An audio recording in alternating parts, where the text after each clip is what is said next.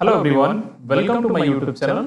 आज के इस वीडियो में हम लोग डिस्कस करने वाले हैं Hyderabad central university MSc chemistry entrance exam 2018 के क्वेश्चन पेपर को। लास्ट वीडियो में हमने पार्ट 1 वाले वीडियो में बहुत सारे क्वेश्चन को डिस्कस किया हुआ है। अगर आप लोगों ने वो वीडियो नहीं देखा है तो उसका लिंक मैं अपने डिस्क्रिप्शन बॉक्स में दे दूंगा, वहां से आप जाकर के उसको देख सकते हैं। तो चलिए आज के वीडियो को स्टार्ट करते हैं। इसमें जो पहला क्वेश्चन है, identify the order of the acidic strength. तो ये आपके पास चार मॉलिक्यूल हैं, एक एसिटिक एसिड है, देखिए यहाँ पर CF3 ग्रुप लगा है, NO2 लगा है और ये लगा है।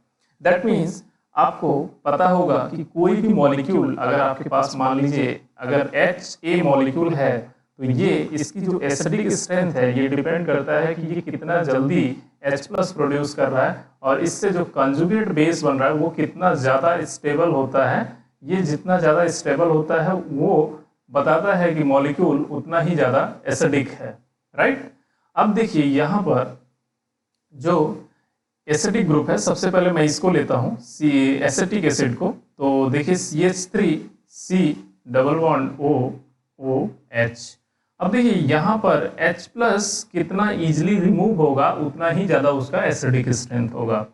तो आप अगर दूसरे मॉलिक्यूल को भी देखिए, यहाँ पर मान लीजिए आपके पास CF3 है और यहाँ पर COH है, राइट, और इसके बाद CCl3 है और COOH है और लास्ट में है आपके पास CNO2, ठीक है, और यहाँ पर भी H2 है और COOH,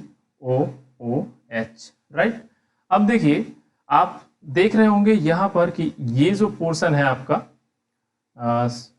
ये वाला पोर्शन देखिए सब में सेम है ऑलमोस्ट, ठीक है। तो ये पोर्शन सब में सेम है, right, C double bond O और O।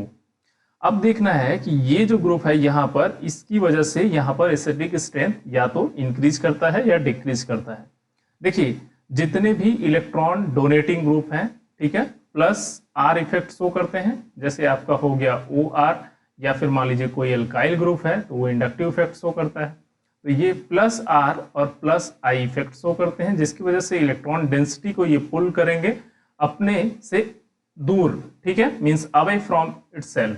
तो ये क्या होगा कि यहाँ पर इलेक्ट्रॉन डेंसिटी बढ़ जाएगा, तो जिसकी वजह से ये OH बॉन्ड उतना वीक नहीं हो पाएगा, तो ये इजीली H+ रिमूव नहीं होगा। तो अब यहाँ पर वही चीज आपको समझना था।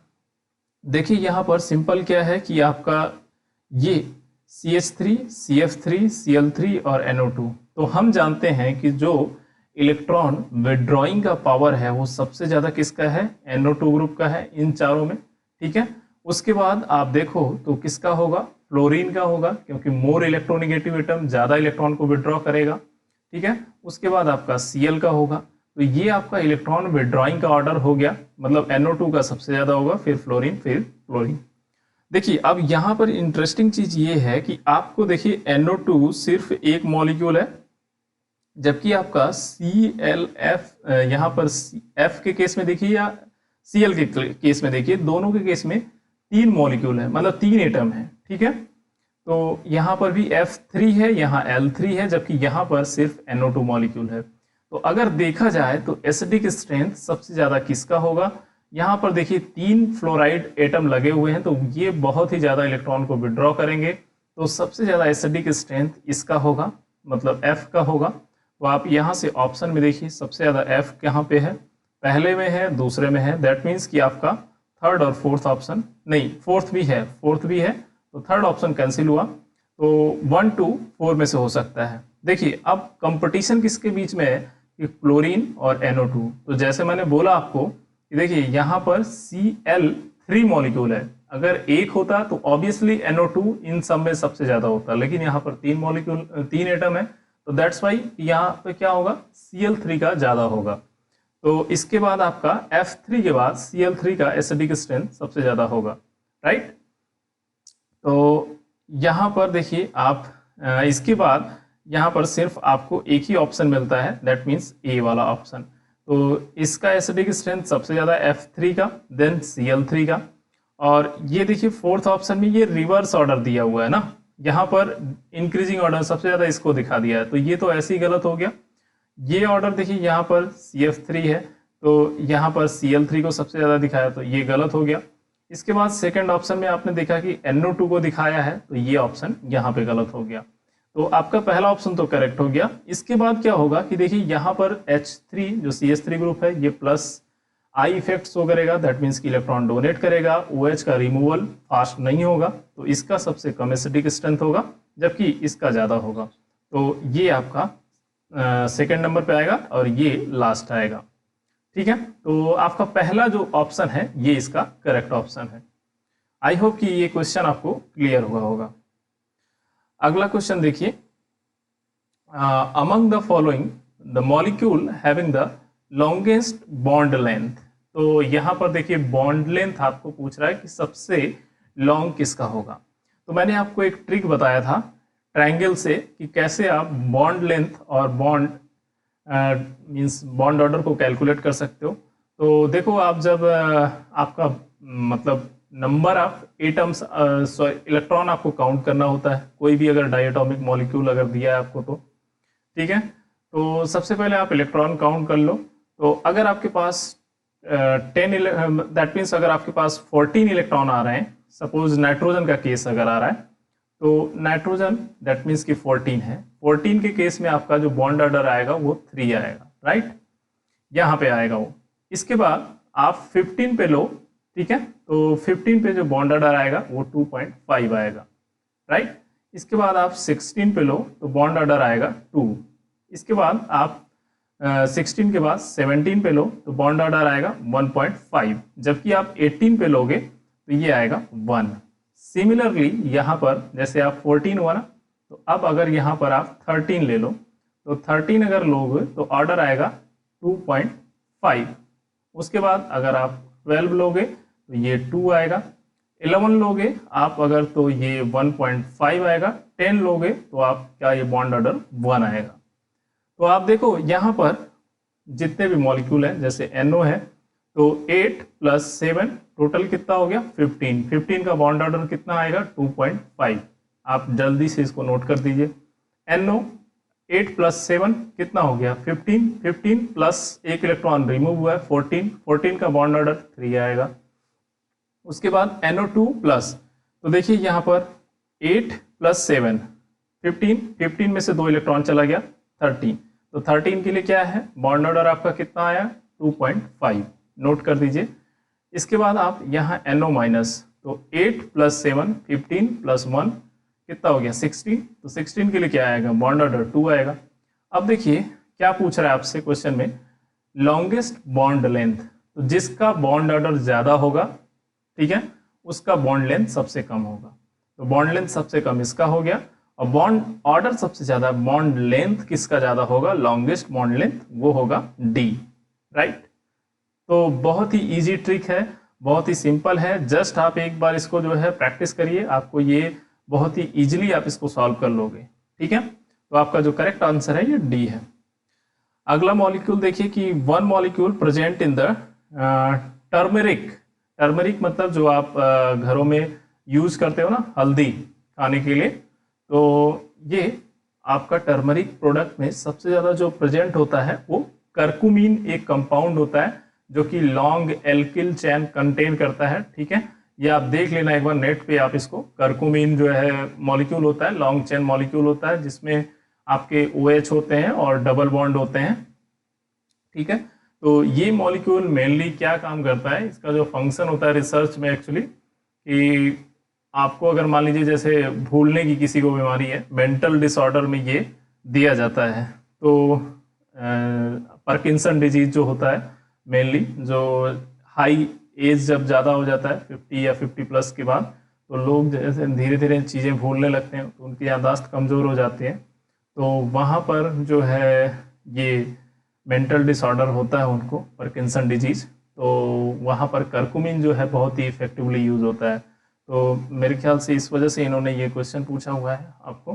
तो सिंपली आपको बस ध्यान रखना है कि कर्कुमिन जो है कैसा कंपाउंड है, और इस टाइप के जो क्वेश्चन आते हैं ये मेनली इसीलिए पूछे जाते हैं थोड़े से हाई लेवल के, ताकि आप लोगों को मतलब चीज़ें पता होनी चाहिए बस, ठीक है। तो आप यहाँ पर जितने भी अदर कंपाउंड है, जैसे निकोटीन हो गया, क्विनिन हो गया, हाँ पिपरीन हो गया। तो इन सब का फंक्शन आप एक बार देख लेना। मे बी ये क्वेश्चन हो सकता है नेक्स्ट ईयर या इस ईयर रिपीट भी हो सकता है, और अगर इस बार रिपीट होगा तो उसमें से हो सकता है इन चारों में से कोई एक क्वेश्चन पूछ ले आपसे। ठीक है, तो ये आप एक बार जरूर देख लीजिएगा। चलिए अगला क्वेश्चन देखते हैं। तो 2 pentyne on reduction with sodium liquid ammonia. तो 2 पेंटाइन, आप इसका स्ट्रक्चर बना लो पहले। देखो स्ट्रक्चर क्या होगा। पेंटाइन तो आप समझ रहे हो कि ट्रिपल बॉन्ड होगा, राइट। और 2 पेंटाइन मतलब कि यहाँ पर दूसरे नंबर कार्बन पे आपका ट्रिपल बॉन्ड होगा। तो आप इसका मतलब यहाँ पर CH3 लगा सकते हो, राइट। और इसके बाद आपका पेंटीन है तो मतलब 5 कार्बन होंगे, तो इधर आपका C होगा। तो मतलब इधर हो गया CH3 CH2 और इधर हो गया CH3, राइट। अब देखिए 2 पेंटाइन, ठीक है, तो यहाँ हो गया 1, यहाँ हो गया 2। तो अब इसका रिडक्शन करना है। तो लिक्विड अमोनिया, आप याद रखो इसको, लिक्विड अमोनिया और सोडियम का जो रिडक्शन होता है ये सेलेक्टिव रिडक्शन होता है, सेलेक्टिव रिडक्शन होता है, जिसमें एल्काइन कन्वर्ट होता है ट्रांस एल्कीन में, ट्रांस, ठीक है, ट्रांस एल्कीन में कन्वर्ट होता है। बस इसीलिए आपको ये दिया गया है क्वेश्चन, ठीक है। तो ये सिंपल जो एल्कीन है इसमें देखिए एक तरफ मिथाइल है, दूसरी तरफ इथाइल ग्रुप लगा है, राइट। तो अब ये इथाइल और मिथाइल दोनों ही रिडक्शन के बाद ट्रांस आएंगे, ठीक है। तो ये देखो आप यहाँ पर जो ट्रांस का ऑप्शन है आपके पास, एक ये है और दूसरा आपका ये यहाँ पर देखिए सिस बना दिया तो ये ऑप्शन कैंसिल हो जाएगा। ये यहाँ पर कुछ और ही प्रोडक्ट बना दिया है तो ये भी नहीं होगा। ये यहाँ पर एल्केन बना दिया तो ये भी नहीं होगा। तो यही ऑप्शन आपका करेक्ट होगा, राइट। तो बस सिंपल आपको ए और बी में आइडेंटिफाई करना था। तो देखिए ए जो है आपको याद रखना है कि लिक्विड अमोनिया सेलेक्टिव रिडक्शन करता है एल्काइन का ट्रांस एल्कीन में, राइट। और वहीं पर अगर आपका पैलेडियम और BSO4 मतलब लिंडलार कैटलिस्ट अगर यूज होगा, ठीक है, तो इसको बोलते हैं लिंडलार कैटलिस्ट। तो अगर यूज किया गया तो यहाँ पर सिस मिलेगा आपका प्रोडक्ट, ठीक है, सिस प्रोडक्ट मिलेगा। रिडक्शन होगा एल्काइन का, लेकिन वो प्रोडक्ट जो होगा वो सिस होगा। तो अगर ये आपका लिंडलार कैटलिस्ट यूज होता तो ये प्रोडक्ट मिलता, लेकिन यहां पर आपका ऑप्शन करेक्ट ये होगा, राइट। चलिए अगला देखते हैं। तो arrange the following intermediate in the decreasing order of their stability. तो अगर आप लोगों को याद हो तो ये क्वेश्चन मेरे ख्याल से ये शायद रिपीट हुआ है, नेक्स्ट ईयर में भी आया था, नहीं ये शायद 2019 में भी आया हुआ था क्वेश्चन जो मैंने सॉल्व कराया था आप लोगों को। तो देखिए क्या है कि arrange the following intermediate in the decreasing order of their stability. तो मैंने आपको बोला कि स्टेबिलिटी क्या है कि जो भी आपका चार्ज प्रेजेंट है उसके जस्ट कंजुगेशन में कितना ज्यादा रेजोनेंस प्रेजेंट है वही उसकी स्टेबिलिटी को डिसाइड करता है। तो आप ध्यान से देखो, यहां पर पहला मॉलिक्यूल डबल बॉन्ड इसके जस्ट कंजुगेशन में है, पॉजिटिव चार्ज यहाँ पर है, दैट मीन्स कि ये जो है डबल बॉन्ड यहाँ डिलोकलाइज हो सकता है। इसके बाद आप यहाँ पे देखो, यहाँ पॉजिटिव चार्ज, नाइट्रोजन के ऊपर positive charge, highly electronegative atom के ऊपर अगर पॉजिटिव चार्ज है तो बहुत ही अनस्टेबल कंपाउंड है वो, ठीक है। तो ये तो आपका सबसे लास्ट होगा, सेकेंड ऑप्शन। अब सेकेंड ऑप्शन में सबसे लास्ट जो है आपका या तो बी में है या तो आप सी में है, ठीक है। इसके बाद आप देखो थर्ड और फोर्थ। थर्ड में देखो यहाँ बेंजीन रिंग प्रेजेंट है जस्ट पॉजिटिव चार्ज के ऊपर। तो यहाँ पर बेंजीन रिंग का मैं स्ट्रक्चर ही बना देता हूँ आपको, देखिए ये रिंग आपका प्रेजेंट है। तो सिंपल ये सिस्टम से पॉजिटिव चार्ज लगा है तो ये डबल बॉन्ड इधर मूव कर सकता है। तो यहाँ पर 3 रेजोनेटिंग स्ट्रक्चर इसके बनेंगे।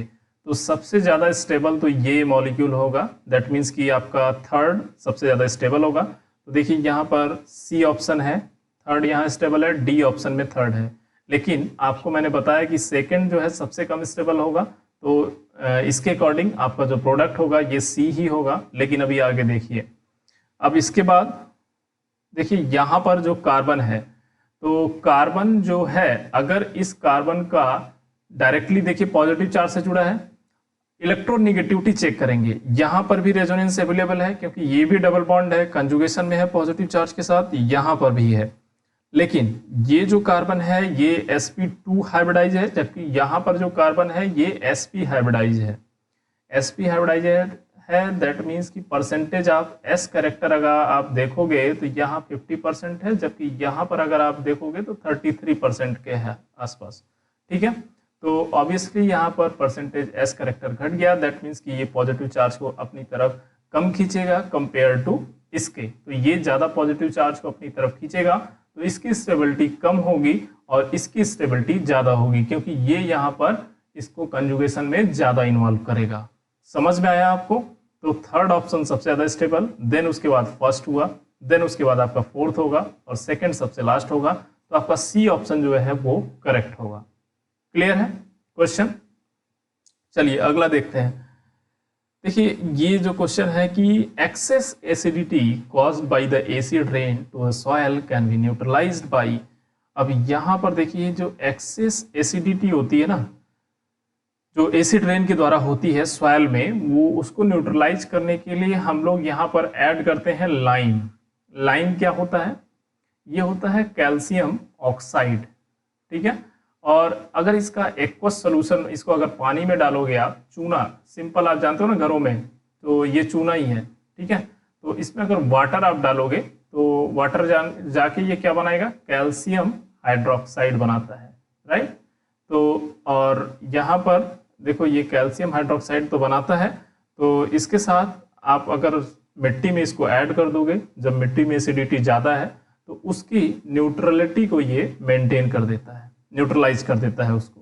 तो आपका जो डी ऑप्शन है ये करेक्ट है। ठीक है, फर्टिलाइजर आप यहाँ पर ऐड करोगे तो मे भी हो सकता है उसका एसिडिटी बढ़ भी सकता है, घट भी सकता है। और एसिडिफाइड सॉयल, तो ये तो मतलब खेत से आप कितना सॉयल निकालोगे ये भी आपको नहीं पता है। ठीक है, एडिशन ऑफ दिस कंपाउंड, तो ये भी पॉसिबल नहीं है। तो मेनली आपको देखना था कि कौन सा जो आप मिट्टी में डालोगे तो वहाँ मॉइस्चर होगा, तो कौन सा बेसिक साल्ट बनाएगा, तो यहाँ पर कैल्शियम हाइड्रोक्साइड बनाएगा और वो उसको न्यूट्रलाइज करेगा। अगला क्वेश्चन देखते हैं हम लोग कि हाफ लाइफ ऑफ 14C आपको दिया है, कितना है? Fraction of 14C that remain in 50 years old sample. तो देखिए बहुत ही इजी क्वेश्चन है, ये फर्स्ट ऑर्डर काइनेटिक्स को फॉलो करता है। आपको पता है कि कार्बन डेटिंग, तो सिंपल आपको क्या करना है, पहले आपको रिलेशन पता होना चाहिए कि टी हाफ और रेट कांस्टेंट में क्या रिलेशन होता है, 0.693 डिवाइडेड बाई के, राइट। तो यहाँ पर टी हाफ आपको दिया है, तो यहाँ से आप के निकाल लोगे, तो के आपका आएगा 0.693 डिवाइडेड बाई कितना आएगा, 5730 ईयर्स इनवर्स। ठीक है, ये के मिल गया। उसके बाद आप जानते हो कि फर्स्ट ऑर्डर काइनेटिक्स अगर कोई फॉलो करता है तो जो उसका टोटल टाइम होता है टी, 2.303 डिवाइडेड बाई के और log of A by A minus X होता है। ए नंबर ऑफ एटम जो इनिशियल में थे और A minus X present time T पे जो है।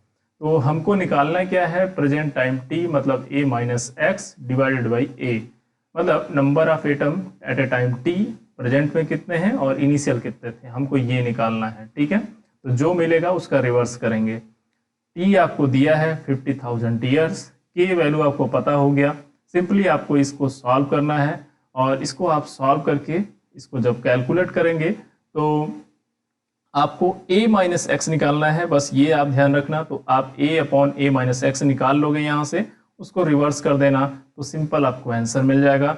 आपका जो आंसर आ रहा है वो मेरे अकॉर्डिंग फर्स्ट ऑप्शन आ रहा है 2.36 इंटू 10⁻³ तो आप इसको सॉल्व करके आगे देख सकते हैं कि आपको ये आंसर मिल रहा है या नहीं। ठीक है, तो ये है आपका, इसको सिंपल तरीके से आप सॉल्व कर सकते हो।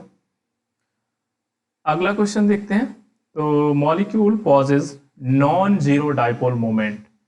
अच्छा देखिए ऐसा कौन सा मॉलिक्यूल है जो कि नॉन जीरो मतलब जिसका डाइपोल मोमेंट जीरो नहीं होगा। अच्छा अब देखो यहाँ पर जितने मॉलिक्यूल सेम हैं तो CCl4 राइट, और यहाँ पर ये मॉलिक्यूल होगा आपका टेट्राहेड्रल। तो ये आप देखो कि ये पॉजिटिव से निगेटिव होता है डाइपोल मोमेंट का डायरेक्शन। तो यहाँ से आप कार्बन से फ्लोरीन की तरफ दिखाओगे, राइट।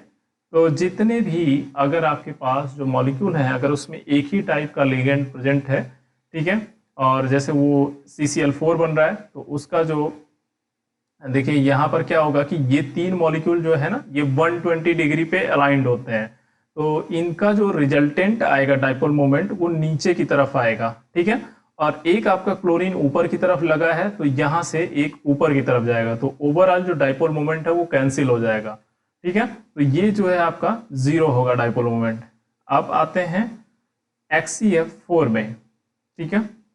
तो HCF4 इसका स्ट्रक्चर आप जानते हो कि जीनॉन है, जीनॉन में आपका जो है नॉर्मल स्क्वायर प्लेनर कॉम्प्लेक्स है और दोनों तरफ लोन पेयर ऑफ इलेक्ट्रॉन है, राइट। तो इसको आप इस तरीके से दिखा सकते हो, यहाँ जीनॉन है, यहाँ पर आपके फ्लोरीन है और ये 4 एटम है आपके और ये लोन पेयर ऑफ इलेक्ट्रॉन है।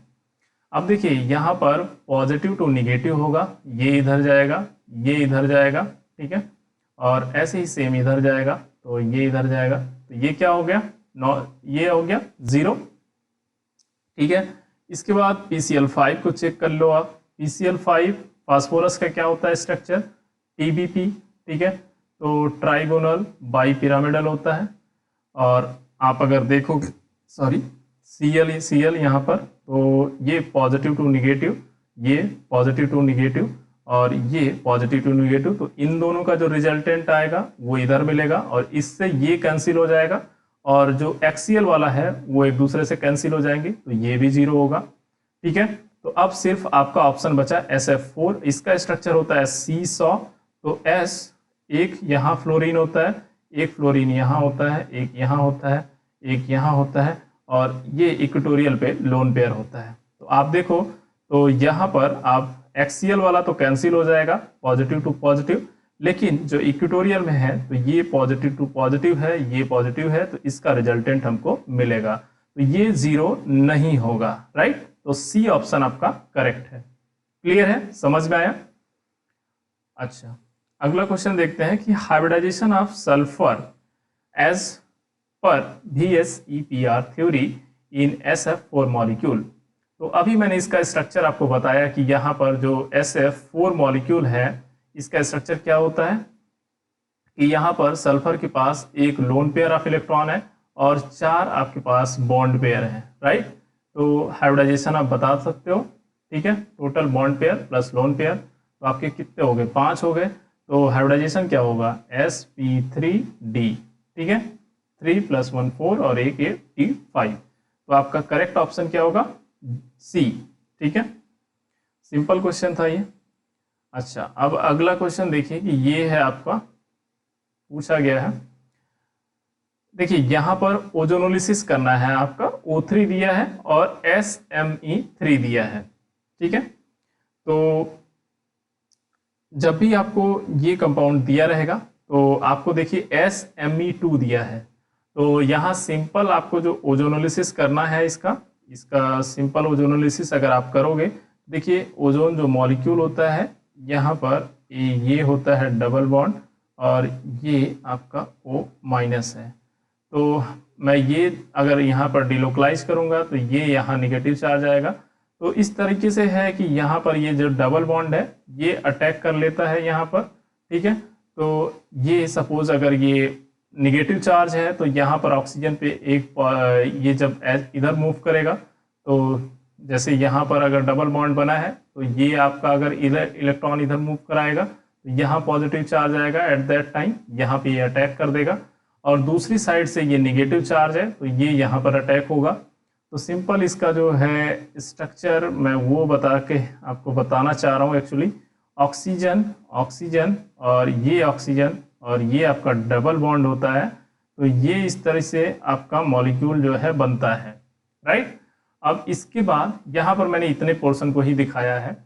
अब यहाँ पर क्या होता है कि इसका साइक्लाइजेशन होता है, तो ये डबल बॉन्ड O बनता है और ये डबल बॉन्ड O बनता है और ये ग्रुप यहाँ से रिमूव होता है। तो सिंपल आपका जो ग्रुप है सपोज ये, तो ये C डबल बॉन्ड OH बन जाएगा और इधर से जो क्या है मॉलिक्यूल आपका CH3COH बन जाएगा, राइट। तो ये देखिए आपको क्या बोला गया है यहाँ पर क्वेश्चन में कि आपको प्रोडक्ट बताना है इसका, ठीक है। तो आपको प्रोडक्ट बताना है, तो देखिए प्रोडक्ट आपके दो प्रोडक्ट होंगे, एक तो यहाँ पर आपका CH3CHO होगा, राइट, और दूसरा आपका जो प्रोडक्ट होगा ये वाला जो पार्ट होगा, मतलब बेंजीन रिंग और प्लस एक कार्बन, दो कार्बन और यहाँ पर CHO, ठीक है। तो आप इसको क्या बोलोगे कि यहाँ पर क्या है, देखिए आपके ये भी हो सकता है कि यहाँ पर 3 फिनाइल प्रोपेन 1,2 डाइऑल और यहाँ पे क्या है मेथेनॉल। तो जितने भी मेथेनॉल वाले हैं वो तो कैंसिल हो जाएंगे और मेथेनोइक एसिड भी कैंसिल होगा, सिर्फ आपका ये ऑप्शन करेक्ट होगा क्योंकि यहाँ पर दोनों ही अल है, एल्डिहाइड बना है, राइट। तो दोनों ही एल्डिहाइड बना है, तो आपका डी ऑप्शन करेक्ट है। लेकिन अभी मैं आपको बता रहा हूं कि ये ऑल और एसिड क्यों नहीं बना। तो देखिए यहां पर आपको SMe2 दिया है, अगर यहीं पर आपको H2O2 दे देता, ठीक है, तो आपका एसिड बनता प्रोडक्ट, राइट। तो आपका जो प्रोडक्ट बनता वो एसिड बनता, ठीक है। और ये SMe2 की जगह पर PPH3 माइल्ड रिड्यूसिंग एजेंट भी दे सकता है, PPH3 भी दे सकता है, ठीक है। और ये जो एसिड बना है, एसिड कब बनेगा, H2O2 रहेगा तब। अब देखिए एल्कोहल कब बनेगा, एल्कोहल तब बनेगा जब आपका रिड्यूसिंग एजेंट सोडियम बोरोहाइड्राइड हो, NaBH4, ठीक है, तब बनेगा। मेनली ये क्या काम करते हैं, जैसे यहां से ये निकला ना, तो एक देखिए यहां से ये निकला तो ये डबल बॉन्ड बना और ये ऑक्सीजन एस सच रहेगा। अब ये ऑक्सीजन को निकालना यहाँ पर एक चैलेंज है, तो ये जैसे SMe2 है ना, तो सल्फर Me। अब इसका लोन पेयर आके ऑक्सीजन को बाइंड कर लेता है, तो इसका एफिनिटी ऑक्सीजन की तरफ ज्यादा होता है, तो S डबल बॉन्ड O बन जाएगा और ये सिंपल आपका एल्डिहाइड या कीटोन जो भी बन सकता है। अगर सब्स्टिट्यूटेड होगा तो कीटोन बनेगा और सब्स्टिट्यूटेड नहीं है तो एल्डिहाइड बनेगा, तो ये आपको प्रोडक्ट मिलेगा। तो आई होप कि आपको क्लियर समझ में आ गया होगा कि कब एल्डिहाइड बनेगा, कब आपका जो है ये एसिड बनेगा, कब आपका जो है अल्कोहल बनेगा। अगला क्वेश्चन है कि which one of the following is an unusual base pairing in the nucleic acid. देखिए आपके पास दो एसिड होते हैं न्यूक्लिक एसिड, एक होता है DNA और एक होता है RNA, ठीक है। तो DNA में क्या होता है कि एडेनिन, थायमिन, गुआनिन और साइटोसिन, ये 4 बेस पेयर होते हैं आपके। जबकि RNA में क्या होता है, एडेनिन थायमिन की जगह यूरेसिल होता है, तो एडेनिन होता है, ठीक है, और थायमिन की जगह यूरेसिल, गुआनिन और साइटोसिन। यहाँ पर सिंगल बेस पेयर होता है, ये मतलब सिंगल स्ट्रैंड होता है, जबकि यहाँ पर ये डबल स्ट्रैंड होता है, ठीक है। तो मेन ये डिफरेंस है। अब ये आप याद कर लो, ATGC, ठीक है, GCAT, ठीक है। अब AT मतलब A के साथ T का डबल बॉन्ड बनता है हाइड्रोजन के थ्रू, ग्वानिन का साइटोसिन के साथ हमेशा ट्रिपल बॉन्ड बनता है, ठीक है। ग्वानिन का साइटोसिन के साथ हमेशा ट्रिपल बॉन्ड बनता है। अब देखिए यहां पर आपको जो ऑप्शन दिया गया है एडेनिन थायमिन, तो ऑब्वियसली बनता है, ग्वानिन साइटोसिन ट्रिपल बॉन्ड के थ्रू बनता है। अब देखिए यहां पर RNA में थायमिन की जगह पर यूरेसिल रिप्लेस किया गया है, तो इसका मतलब है कि यहां पर हम A के साथ U भी बना सकते हैं, ठीक है। तो ये भी सही है, बिल्कुल सही है। लेकिन यहां पर ग्वानिन के साथ थायमिन, ये ऑप्शन आपका रॉन्ग है, ठीक है। तो ये आपका जो पूछा था कि यहां से अनयूजुअल बेस पेयर, तो ये आपका बी ऑप्शन इसका करेक्ट होगा, राइट। तो आई होप कि आपको समझ में आया होगा। सिंपल तरीके से मैंने बताया है कि एडेनिन थायमिन के साथ डबल बॉन्ड के थ्रू हाइड्रोजन बॉन्ड करता है, ग्वानिन साइटोसिन के साथ ट्रिपल बॉन्ड के साथ करता है। ये आपको थोड़ा सा याद रखना है। देखिए जो मैथ बैकग्राउंड के बच्चे हैं उनको थोड़ा सा चीजें ये रिमाइंड करना पड़ेगा, मतलब रिमेम्बर रखना पड़ेगा उनको याद कि हाँ भाई ये ऐसे होगा, ठीक है। तो एग्जाम में आपको बहुत सारे क्वेश्चन मिलेंगे इस टाइप के जो अनयूजुअल क्वेश्चन होते हैं, तो उनके लिए मैं बता रहा हूँ। देखिए अगला क्वेश्चन है कि the amino acid that directly participate in the biosynthesis of haem. Haem जानते हैं आप क्या होता है, ठीक है। हीम आई होप कि आपको पता है कि हीम मतलब वो जो फोरफायरिन रिंग होता है ना आपका, यहाँ पर सिस्टम होता है और ये नाइट्रोजन होता है, ठीक है। ये नाइट्रोजन है, इस टाइप से आपका सिस्टम होता है, ठीक है। ये इन जनरल फार्मूला मैं बना रहा हूँ, अभी ये करेक्ट फार्मूला नहीं है, यहाँ से 5 मेंबर्ड रिंग एक्चुअली बनती है, ठीक है। तो ये आपका स्ट्रक्चर होता है इस टाइप से। तो मेनली यहाँ पे आयरन प्रेजेंट होता है। तो ये पूछ रहा है कि बेसिक स्ट्रक्चर क्या होता है ये जो फोरफायरिन रिंग बनते ही इसकी। तो देखिए आपका सबसे जो बेसिक यूनिट होता है ना एमिनो एसिड का, वो होता है ग्लाइसिन। ग्लाइसिन का स्ट्रक्चरल फॉर्मूला जो होता है वो होता है NH2C डबल बॉन्ड OOH, ठीक है। और इसके बीच में, इन दोनों के बीच में एक होता है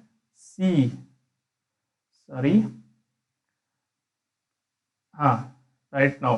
तो यहां पर एक होता है यूनिट CH और यहां पर होता है R लगा होता है, तो R ग्लाइसिन के केस में H ही होता है। तो NH2CH2COH, तो ये सिंपल आपका बेसिक यूनिट होता है और ये दूसरे मॉलिक्यूल के साथ कंबाइन करके वाटर रिमूव करके, ठीक है, वो ऐड होता है। तो फाइनली वो जो है हीम ग्रुप के मॉलिक्यूल का सिंथेसिस करता है। तो आपको पूछा था कि that amino acid directly participate in the biosynthesis, तो ये आपका ग्लाइसिन है, सिंपल, राइट। तो ये सारे देखिए अनयूजुअल क्वेश्चन है, ये सारे रिपीटिंग क्वेश्चन है, आप ध्यान रखना, ये इसमें से कोई ना कोई एक क्वेश्चन आपको रिपीट जरूर करेगा वो। अगला क्वेश्चन देखिए, zinc, uranyl acetate and Nessler reagent are used in the confirmatory test of the following cation. तो देखिए ये जो जिंक यूरेनिल एसिटेट है ना, इससे हम ग्रेविमेट्रिक एनालिसिस करते हैं, ठीक है। ग्रेविमेट्रिक एनालिसिस करते हैं किसका, सोडियम आयन का, Na+ का, ठीक है। तो ये एक्चुअली एक कॉम्प्लेक्स होता है जिंक यूरेनिल एसिटेट और ये सोडियम के साथ बाइंड करता है। फिर हम उसको मेजर करते हैं कि हाँ कितना अमाउंट ऑफ सोडियम का जो है ये बाइंड किया है, फिर उससे हम अमाउंट उसका कैलकुलेट करते हैं कि हाँ वहाँ सिस्टम में सोडियम प्रेजेंट है। और वैसे ही हम यहाँ पर नेस्लर रिएजेंट यूज करते हैं NH4 अमोनियम आयन को डिटेक्ट करने के लिए, कंफर्मेटरी टेस्ट करने के लिए, राइट। तो यहाँ नेस्लर रिएजेंट आपका K2HgI4 होता है, ठीक है। ये कंपाउंड होता है जिसके साथ अमोनिया रिएक्ट करता है और ये कंफर्मेटरी टेस्ट देता है, ठीक है। तो ये भी क्वेश्चन आपको जो है याद रखना है कि आपका अगर रिपीट होता है तो आप इसको कर सकते हो। तो आपका C ऑप्शन इसका करेक्ट है। अगला क्वेश्चन देखिए, the pK value of the hydrofluoric acid is 3.2, the approximate degree of dissociation of the इतने mole solution of the hydrofluoric acid. तो देखिए हाइड्रोफ्लोरिक एसिड ये है आपका, सिंपल इसका डिसोसिएशन हो रहा है H++ फ्लोराइड आयन में। अब यहाँ पर इसका कंसंट्रेशन है 0.35 मोल, ठीक है। यहाँ इनिशियल कंसंट्रेशन इसका 0 होगा टाइम t = 0 पर। जब टाइम t उसका इक्विलिब्रियम वाला है, ठीक है, जब इक्विलिब्रियम पे पहुंच गया तो वहां पे क्या होगा कि 0.35 का अगर डिग्री ऑफ डिसोसिएशन अल्फा है तो ये कितना डिसोसिएट होगा, 0.35 इंटू अल्फा, ये भी डिसोसिएट होगा उतना ही 0.35 इंटू अल्फा, और इसका कितना हो जाएगा 0.35 माइनस 0.35 अल्फा, राइट, ठीक है, ये होगा। तो इक्विलिब्रियम का कंसंट्रेशन आपको मिल गया।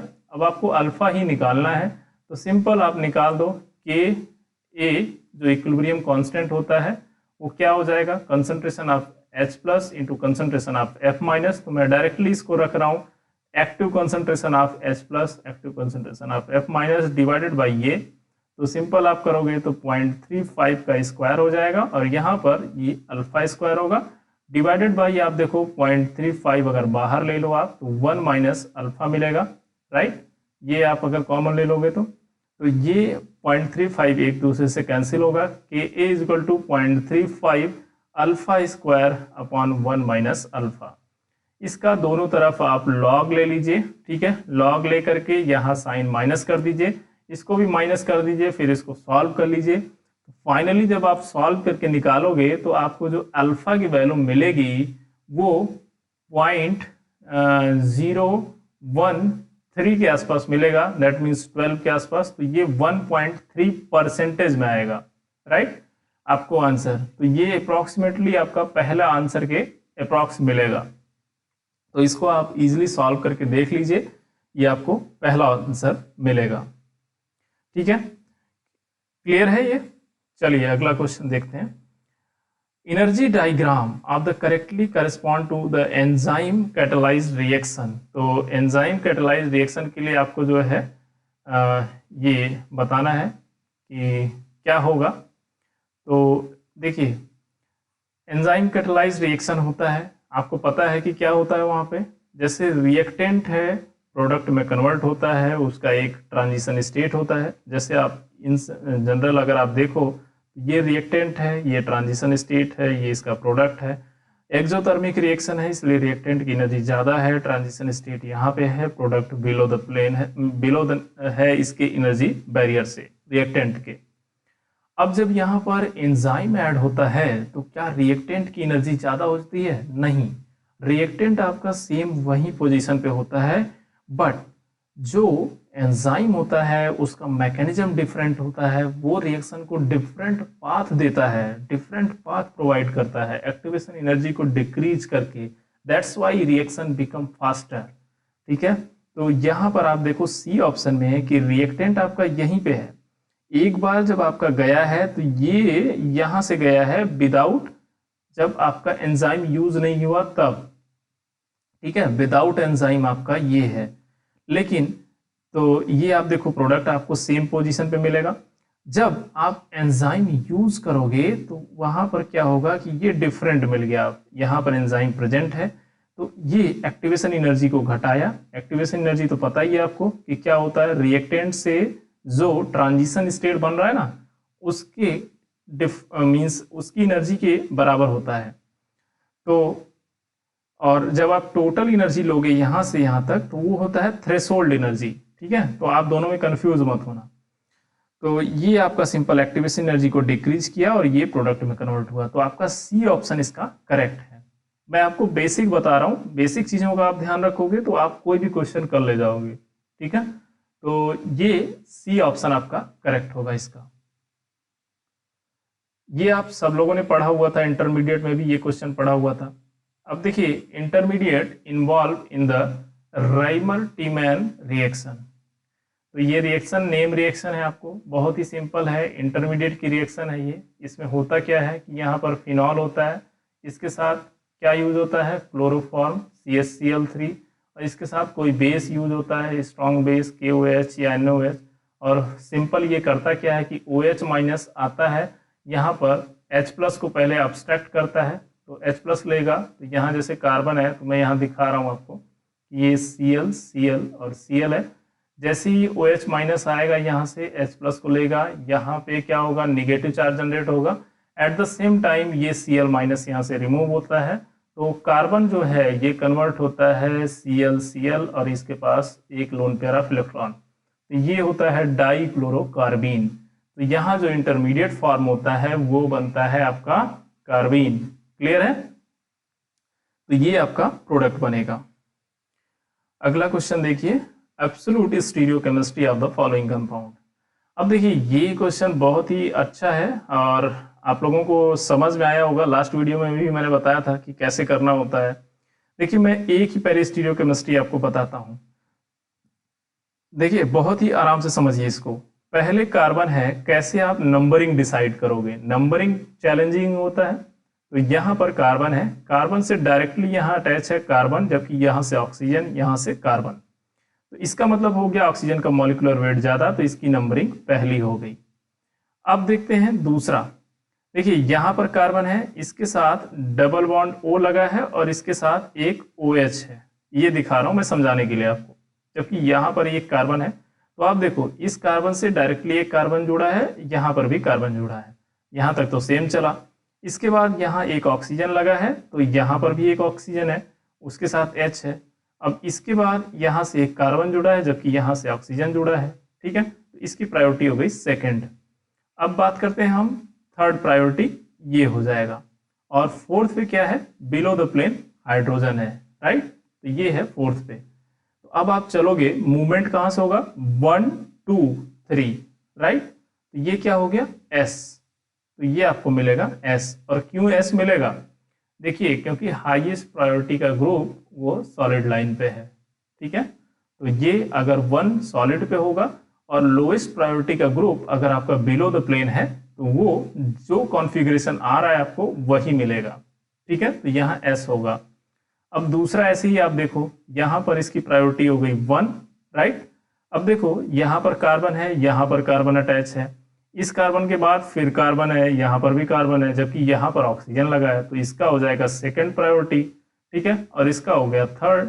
और यहां पर भी बिलो द प्लेन हाइड्रोजन जुड़ा है, तो अगर आप देखोगे तो 1 2 3 यहां पर क्या आ रहा है, आर आ रहा है, तो ये आपको आर मिलेगा।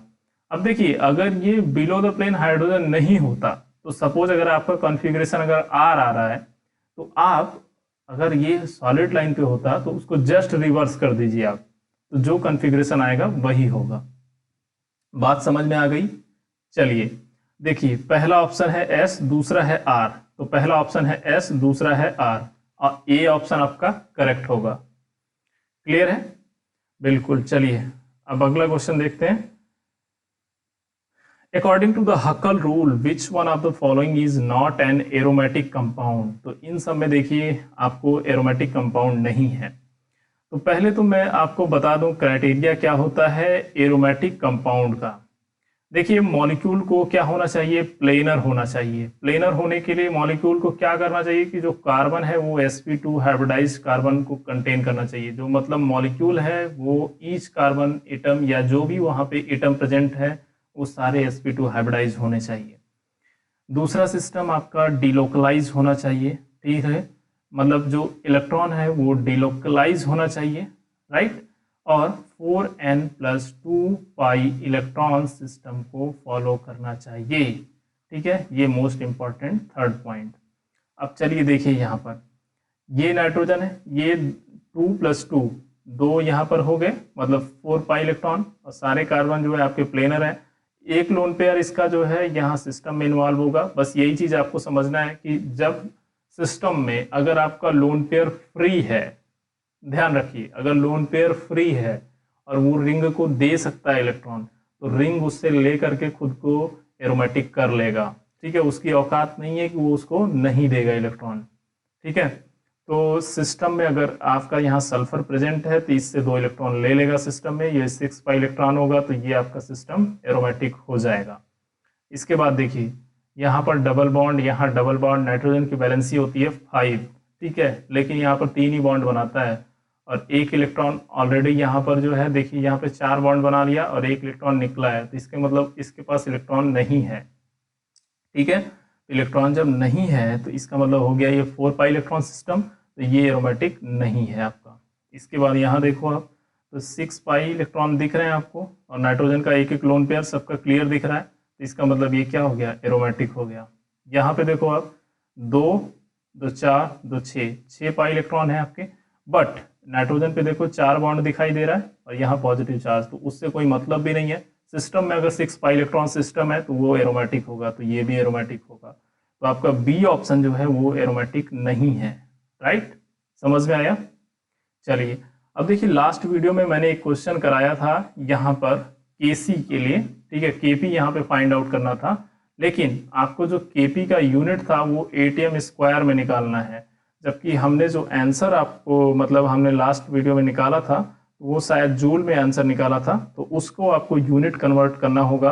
देखिए जो आपका केपी है, केपी इज इक्वल टू, मैं एक बार फिर से आपको बता रहा हूँ, K C R to the power delta n g होता है। डेल्टा एन जी क्या होता है, नंबर ऑफ गैसियस प्रोडक्ट। देखिए यहाँ पर कितने हैं, ये गैस फेज रिएक्शन है तो ऑब्वियसली ये गैस मॉलिक्यूल है, तो 3 और 1 4 हो गए, 4 माइनस यहाँ पर कितने हो गए 2, तो ये 2 मिला, तो डेल्टा एन जी की वैल्यू 2 हो गई, तो K C R to the power 2 हो गया।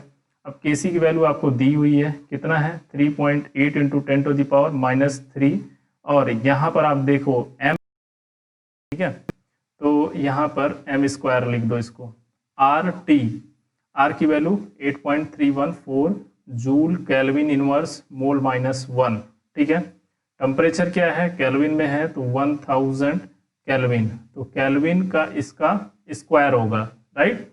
तो आप देखो केल्विन का स्क्वायर, तो यहाँ केल्विन इनवर्स के स्क्वायर से कैंसिल हो जाएगा, लेकिन आपको जो फाइनली मिलेगा वो क्या मिलेगा यूनिट, जब आप देखोगे तो यहाँ देखो ये m को लिख सकते हो आप मोल पर लीटर, राइट।